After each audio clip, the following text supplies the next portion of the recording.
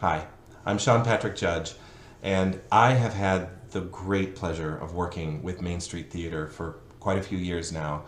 And starting with The House of the Spirits through I Am Barbie and this, The Coast of Utopia, Richard III, Henry V, Time Stands Still, Wolf Hall.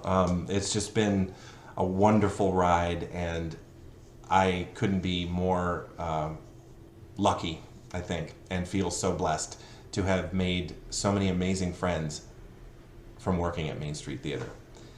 What I'm going to do for you right now is a monologue from George Bernard Shaw's play, The Doctor's Dilemma, where I played a very opinionated character, Mr. Doctor, pardon me, Cutler Walpole.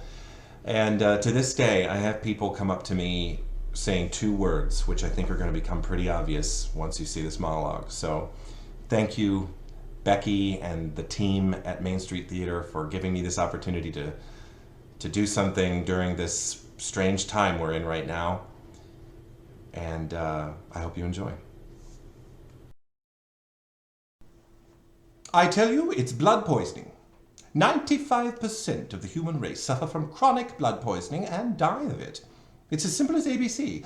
Your nuciform sac is full of decaying matter, undigested food and waste products, rank termains. Now you take my advice, Ridgeon. Let me cut it out for you. You'll be another man afterwards. Oh, I haven't got one. Look at me. I have no symptoms. I'm sound as a bell. About 5% of the population haven't got any, and I'm one of the 5%.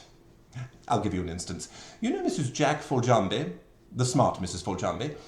I operated at Easter on her sister-in-law, Lady Goran, and found she had the biggest sack I ever saw. It held about 2 ounces. Well, Mrs. Foljambe had the right spirit, the genuine hygienic instinct.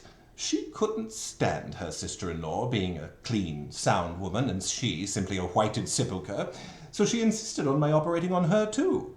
And by George, sir, she hadn't any sack at all. Not a trace, not a rudiment. I was so taken aback, so interested, that I forgot the sponges inside her and was stitching them up when the nurse missed them. Somehow I'd made sure she'd have an exceptionally large one. Oh, by the way, Ridgeon, that reminds me.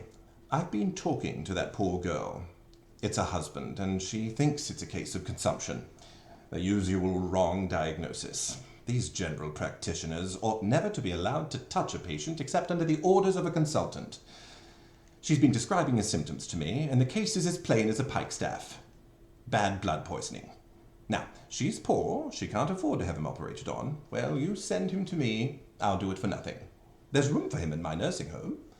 I'll put him straight and feed him up and make him happy. I like making people happy.